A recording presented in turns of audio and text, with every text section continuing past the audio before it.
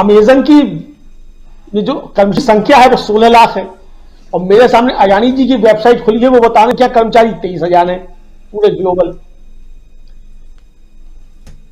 तो अडानी जी तो जो है वो ग्रीन एनर्जी भी बनाते हैं और तेल भी बनाते हैं, सेब भी बेचते हैं, सब कुछ करने के बाद 23,000 कर्मचारी अडानी जी के यहाँ हैं। और अमेजन जो कुछ नहीं बनाती है, जो केवल माल इधर का उधर करती है, तो उसके यहाँ 16 लाख कर्मचारी हैं। तो ये सरकार की जिम्मेदारी नहीं बनती है कि ये पूछे कि भाई ये घपला हो क्या रहा है, हमारे देश के अंदर घपला क्यों हो रहा है। ये घपला अमेरिका में जाके करते, दुबई में जाके बैठ के करते, कोई जिम्मेदारी नहीं बनती सरकार की, वहां जाके आप करते रहते।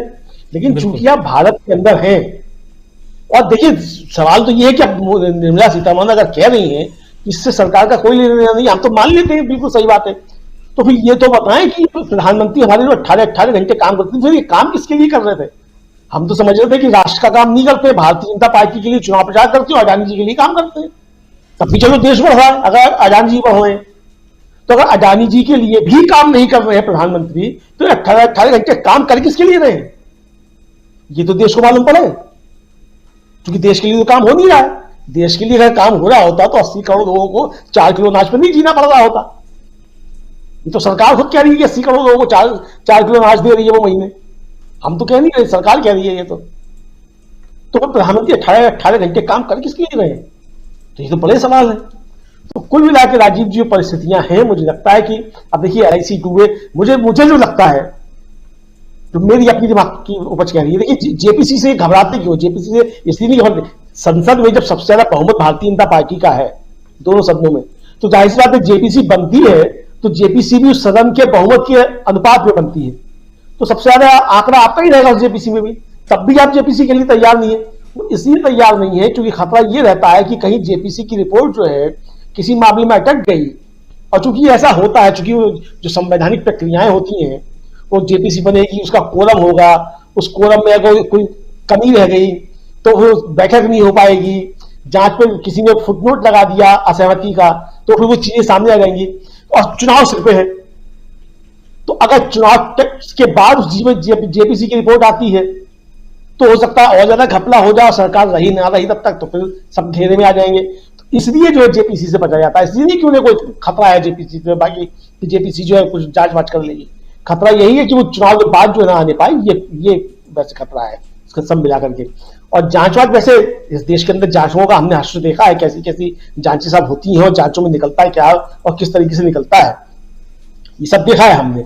तो ये सारी जो परिस्थितियां आएगी बन रही है इस देश की राजनीति को, जो है मुझे लगता है कि इस मोड़ पे आके राजनीति अब खड़ी हो गई है कि यहाँ जनता को ही जागरूक होना पड़ेगा। जो अमूल के दाम बढ़े हैं 3 रुपया लीटर, जिसका जिक्र जो है कर रहे थे हमारे राहुल लाल जी, तो अब ये पूरे देश से 3 रुपया लीटर का पैसा लेकर के गुजरात में दाम नहीं बढ़े हैं, वहां पहुंचाया जाना है, या ये भी पीएम केयर फंड के जरिए जो है पता नहीं अमूल कितना देगा पीएम केयर फंड में, कितना उसने दिया है, वो कहीं और जाना है। तो अब ये सीधी बात है कि अडानी चाहे डूबे चाहे बचे, लेकिन इस देश के बच्चों के मुंह से दूध का जो है वो गिलास वो छीना जा रहा है, ये तो चीज सामने आ गई है जी। तो ये आप जनता को तय करना है, हम लोग उस तय करना ही नहीं आजी जी, क्योंकि जनता जनार्दन है, वही वोट देती है, वही लेकर के आती है। अब पता नहीं वो वोट वो इनको देती भी नहीं देती है कि अपने आप मशीनों से वोट निकल आते हैं, वो एक अलग बहस का मसला है।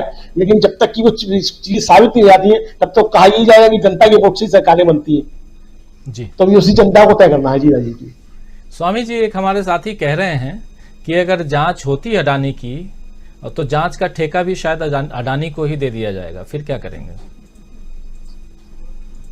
अजय जी, वास्तविकता ये है जैसे वक्ताओं ने भी कहा और आपके दर्शक ने भी कहा, देखिए जांच, अब ये मुद्दा जो है केवल भारत तक सीमित नहीं है, अंतर्राष्ट्रीय जगत पर यह बात फैल गई है। और अभी तो आरोप लग रहे हैं अडानी जी पर कि उन्होंने हेरफेर की। अगर कोई जांच कमेटी इसमें हेरफेर करती है और कोई समझौता करती है, वो भी इंटरनेशनल कोर्ट्स में प्रोसिक्यूट हो सकती है। देखिए वास्तविकता में यह प्रश्न है, अंतर्राष्ट्रीय निवेशकों की भी निवेश है, तो यह कहना ठीक नहीं है कि भारत के निवेशकों की केवल हमें बात सोचनी है, हमें अंतर्राष्ट्रीय निवेशकों की बात भी सोचनी है। वो अपने कोर्ट में जा सकते हैं कि न केवल हमें अडानी ने धोखा दिया, बल्कि जो जांच समिति बनी उसने भी तथ्यों की जांच नहीं की और मेरे इसमें इतने करोड़ रुपए डूब गए, तो इसलिए जिस जांच कमेटी का चेयरमैन है उसको भी प्रोसिक्यूट किया जाए और अमेरिकन कोर्ट के सामने उसको पेश किया जाए। इतनी आसान बात नहीं है, यह अंतर्राष्ट्रीय मुद्दा है आज की तारीख में। इसमें ऑस्ट्रेलिया भी इन्वॉल्व है, इसमें कतर भी इन्वॉल्व है, इसमें अमेरिका भी इन्वॉल्व है, इसमें यूके भी इन्वॉल्व है, इसमें सब कोई इन्वॉल्व है। तो ये अंतर्राष्ट्रीय मुद्दे को आप दरी के नीचे नहीं छिपा सकते। देखिए वास्तविकता में एक और बात समझिए आप, जो कहा जाता है फाइनेंशियल वर्ल्ड में, don't put all your eggs in one basket, बिल्कुल डाइवर्सिफिकेशन कीजिए। पिछले 8 साल में असल में हुआ क्या है कि अंबानी जी और अडानी जी में थोड़ा सा मैं भेद करता हूं। अंबानी जी बने हैं पिछले 40 साल में और अडानी जी बने हैं केवल पिछले 8 साल में, और अडानी जी अंबानी जी से अमीर हो गए। अंबानी की फैक्ट्रीज हैं, उनके ब्रिक एंड मोटार के कंस्ट्रक्शंस हैं। अडानी जी जो बने हैं ये केवल सरकारी कंपनियों में एकाधिकार स्थापित करके और शेयर मार्केट में मैनिपुलेशन करके। तो वास्तविकता में अडानी जी की जो कार्रवाई है इससे पूरा इंटरनेशनल वर्ल्ड, तो आपने सारे के सारे सरकार ने अपने एग्स जो है वो एक बास्केट में रख दिए, अडानी जी के बास्केट में रख दिए और वो बास्केट टूट गई। तो परेशानी यहां पर है।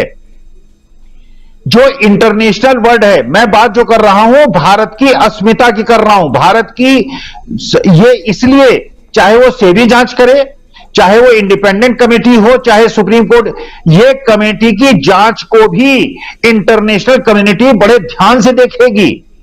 और अगर मैं मान लीजिए इस कमेटी में मेंबर हो जाऊं, राजीव जी आप भी मेंबर हो जाएं, आप उसमें दस्तखत करने से पहले 100 बार सोचेंगे, क्योंकि आपको इंटरनेशनल कोर्ट्स भी तलब कर सकते हैं कि महाराज उन्होंने धोखाधड़ी की, तुमने धोखाधड़ी क्यों की?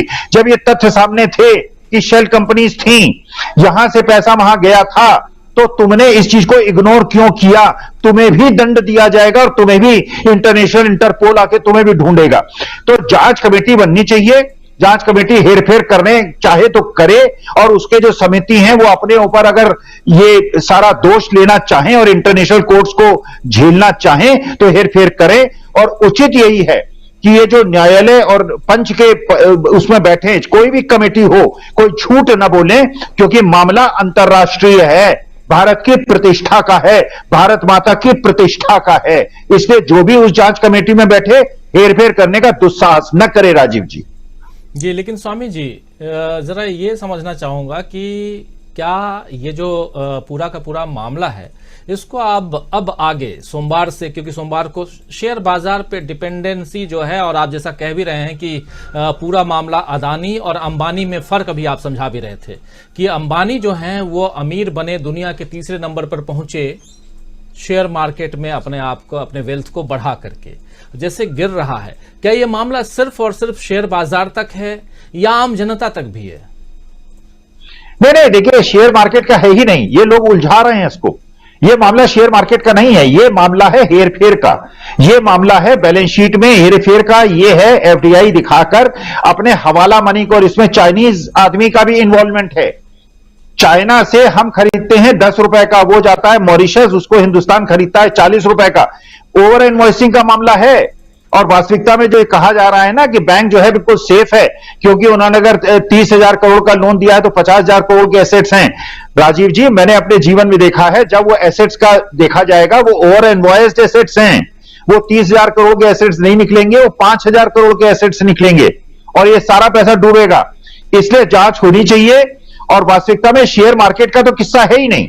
और एक और चीज जो बहुत सारे यूट्यूब चैनल गलत डिस्कस कर रहे हैं राजीव जी, मैं दुस्साहस करता हूं बताने का, वो कह रहे हैं कि शेयर मार्केट अडानी एंटरप्राइज का बढ़ गया 25%।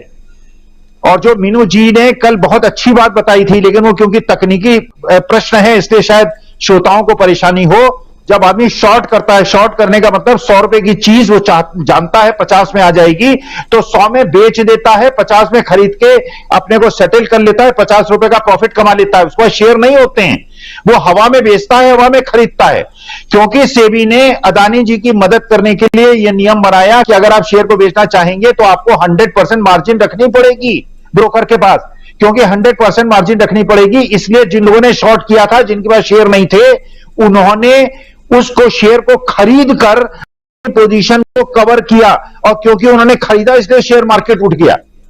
यह तकनीकी पक्ष है, ये शेयर मार्केट का इशू नहीं है, ये हेर फेर का इशू है, ये मैनिपुलेशन का इशू है, ये जनता के साथ धोखे का इशू है, एसेट्स को और इन्वेस्ट कराने का इशू है, और ये कल ही खुल जाएगी 2-3 साल के अंदर। ये कोई बैंक सेफ नहीं है, कोई लेंडर सेफ नहीं है, कोई इंटरनेशनल वर्ल्ड सेफ नहीं है। और इंटरनेशनल वर्ल्ड में बॉन्ड क्योंकि 30% गिर गए हैं राजीव जी। अगर आपने 100 रुपए का बॉन्ड खरीदा, 7 रुपए का आपको इंटरेस्ट मिलता है। अगर 100 रुपए के बॉन्ड की कीमत 50 रुपए हो जाएगी, आपका रिटर्न 14% हो जाएगा। इसलिए आप उसको खरीदने के लिए इच्छुक होंगे, लेकिन आप ये नहीं समझ रहे हैं कि जो बॉन्ड आपने खरीदा है, अगर उसका पेमेंट अडानी ने नहीं किया तो कोई एसेट अंडरलाइंग नहीं है, आपका पैसा डूब जाएगा। लेकिन आज बॉन्ड के भी अगर यील्ड बढ़ रही है, बॉन्ड की परचेजिंग बढ़ रही है और इक्विटी बढ़ रही है, वो इसलिए बढ़ रही है कि ये शेयर मार्केट की मैकेनिज्म है, जिसको धनंजय जी जानते होंगे। वास्तविकता में बहुत बड़े हेरफेर का मामला है और इसकी जांच होनी चाहिए। इसकी जांच 15 दिन के अंदर होनी चाहिए, सुप्रीम कोर्ट के जज के अनुसार होनी चाहिए। यह भारत की प्रतिष्ठा का प्रश्न है। अडानी ने भारत की प्रतिष्ठा को खा लिया है राजीव जी। जी, लेकिन इसमें एक सवाल और फिर आते हैं।